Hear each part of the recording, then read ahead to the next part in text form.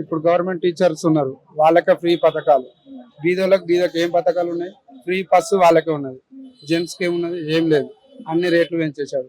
ఇప్పుడు గ్యాస్ తిప్పలు అయిపోయింది. అంటే ఇప్పుడు అసెంబ్లీలో బిఆర్ఎస్ వాళ్ళు ఒక క్వశ్చన్ చేశారు కదా, 6 పథకాలు ఏదైతే సూపర్ 6 గ్యారెంటీలు ఉన్నాయో అవి అవుతాయా అవ్వవా అని అడిగితే మరి సమాధానం లేదు. నిజంగా అవుతాయనే హోప్ ఏమైనా ఉందా మీకు? లేదండి, మాకు చేస్తాను నమ్మకం లేదు. అయితే అసెంబ్లీలో కొత్తగా చట్టాలు తీసుకొచ్చారు కదా, ఒకటి వచ్చేసి ఆడపిల్లలకి సమాన హక్కుతోటి ఇంట్లో ఆస్తితోటి సమానత్వం ఉంది అని అన్నారు. ఇంకొకటి వచ్చేసి యూట్యూబ్ లలో ఇన్స్టాలలో చేసే వీడియోలలో రెచ్చగొట్టినట్టున్నా లేకపోతే కులాలు మతాల గురించి తీసుకురాగానే 7 ఏళ్లు జైలు శిక్ష అన్నారు. ఇంకొకటి తల్లిదండ్రులకు పిల్లల శాలరీ నుంచి 15% కట్ అవ్వాలి, ఎవరైతే తల్లిదండ్రులను చూడని వాళ్ళ పిల్లల వాళ్ళ దాంట్లో అన్నారు. మరి ఈ 3 చట్టాల గురించి మీరు ఏమంటారు? ఆడపిల్లలు అంటారు, మొగోళ్ళు లేని ఆడపిల్లలు ఎలా సంపాదిస్తారు చెప్పండి? మేము సంపాదిస్తాను, ఆడపిల్లలకి ఇచ్చేది ఎలా సంపాదిస్తారు?